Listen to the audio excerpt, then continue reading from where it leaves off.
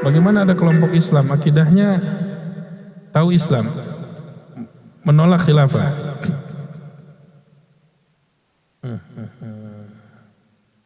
Belajar lagi lah atas Islam secara kafah. Mohon penjelasannya. Ingat, masalah pembahasan masalah khilafah bukan mengenai masalah khilafiyah. Teknis makna khilafah itu yang terjadi perbedaan pendapat. Ini harus dipahami. Nah, jangan kait-kaitkan lagi dengan mengenai masalah hal-hal yang terjadi di hadapan kita secara praktis. Ustaz meyakini tentang khilafah. Masalah khilafah dengan bagus. Nah, memahami makna khilafah di sinilah terjadi di kalangan para alim ulama, di kalangan ahlus sunnah wal jamaah yang memahami secara proses ending. Akan lahirnya Imam Mahdi. Imam Mahdi yang akan memimpin umat Islam, yang akan membaiat umat Islam, yang akan mengajak berjuang umat Islam. Islam kembali akan berjaya kedua kalinya. Bahkan di Madinatul Munawwarah dipampang hadisnya, Pak. Inna din, sesungguhnya agama akan kembali berjaya kedua kalinya ke negeri Hijaz, kama ta'bizul hayyatu ila juhriha. Sudahlah, masalah ini jangan dijadikan pembahasan lagi. Memang pengajian anak ini, pertanyaan ke anak ini Masya Allah luar biasanya. Kita bersatu, kuatkan barisan. Ini bulan Sya'ban, kita munajat kepada Allah. Buat Allah nggak ada yang sulit. Innama amruhu idza arada syai'an ay yaqula lahu kun fayakun. Al-mu'min lil mu'min kal bunyan. Jadi kayak satu bangunan saling menguatkan satu dengan yang lain. Sehingga pembagian zaman pun dibagi. Dari mulai zaman yang disebut dengan zaman nubuwah, dari Nabiullah Adam sampai Nabi kita Sayyidina Muhammad. Kemudian yang disebut sebagai zaman Khulafa Rasyidin, ini zamannya Khalifah Rasyidin, dari mulai Sayyidina Abu Bakar Siddiq, Sayyidina Umar bin Khattab, Sayyidina Uthman bin Affan, Sayyidina Ali bin Abi Talib, sampai Sayyidina Hasan.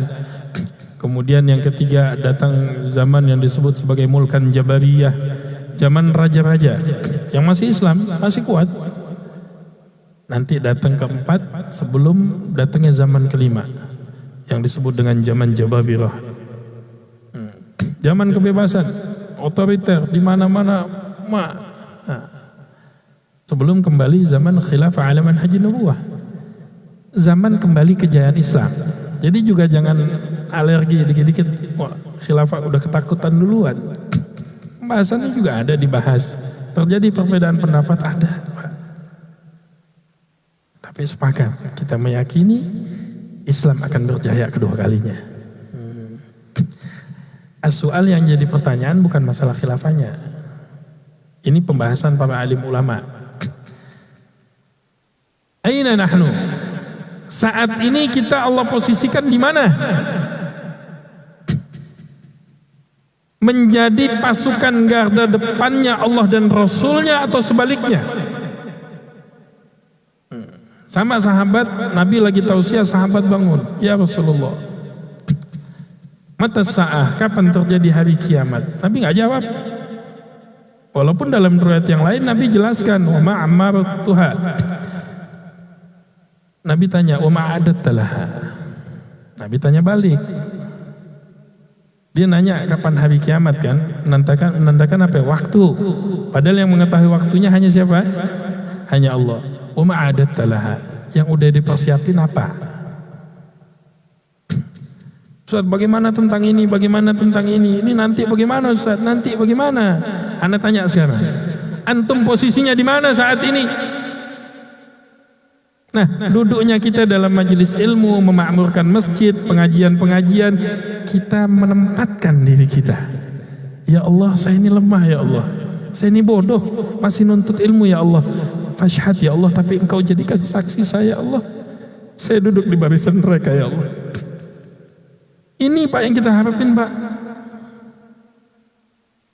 Mau jadi orang alim banget dengan ngaji begini sulit Pak. Yang mondok aja belum tentu alim Pak. Tapi minimal kita punya bukti ya Allah. Nih saya posisikan diri saya di sini ya Allah. Nah, buat keputusan Pak. Nah, mau nggak menempatkan diri kita? Wala yakhafu yawmata la'im, enggak takut celaan orang mencela. Apa sih Pak? Ini satu kampung muji kita, di kampung lain kita enggak dikenal Pak. Tapi kalau Allah sudah cinta kepada kita, Allah akan utus malaikat dan mengumumkan kepada penduduk bumi dan langit, ana uhibbu fulan, saya cinta fulan, aku perintahkan kepadamu wahai malaikat untuk mencintai fulan. Itu kalau sudah kabul di langit Pak. Apalagi orang Indonesia ini pemaaf banget, mau korupsinya sekian triliun jalan 2 bulan lupa. Jadi tempatkan diri kita, tempatkan anak-anak kita, tempatkan istri kita dan keluarga kita. Kita dalam perjuangan di jalan Allah Subhanahu wa taala. Mestinya kita sedih Pak kalau Allah nggak gunakan kita lagi. Jadi dalam Islam ini jangan pakai istilah ngambek. Ana ngambek, ana nggak mau berjuang, nggak mau ta'lim lagi. Antum silahkan keluar. Nanti Allah yastabdil qauman ghairakum. Allah gantikan orang yang lebih baik dan lebih cinta kepada Allah dan Rasulnya daripada antum dulu. Yang butuh dengan perjuangan agama ini siapa Pak? Kita. Aku mau sih Pak capek-capek sampai nunggu begitu pengajian apa segala. Saya butuh. Istilah penyakit nih Pak, kita ngantri obat.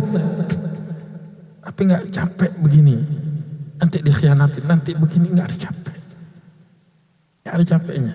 Al-mu'min lan yashba' min khairin hatta muntahahul jannah. Orang yang beriman nggak akan pernah kenyang dengan kebaikan sampai kedua kakinya masuk ke dalam surga.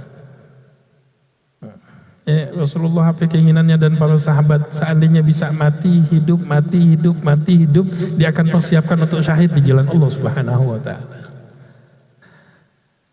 Mudah-mudahan Allah karuniakan kita untuk mati syahid Pak. Enak Pak, Masya Allah, masuk surga tanpa hisab. Tenang, bidadari juga udah pada nungguin.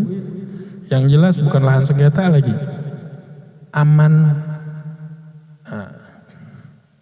Mala ainun ro'at, bidadarinya kalau istilah surga belum pernah dilihat mata. Wala udhunun sami'at, tengah-tengah telinga juga belum. Kan kita pahamin makanan, minuman, pokoknya gini-gini, sama bidadarinya juga. Wala khatar ala qalbil basyarin, terdetik aja dalam hati nggak pernah. Masya Allah, kita kaget-kaget kan kalau lihat, Masya Allah, ini kok ada ciptaan Allah secantik ini gitu.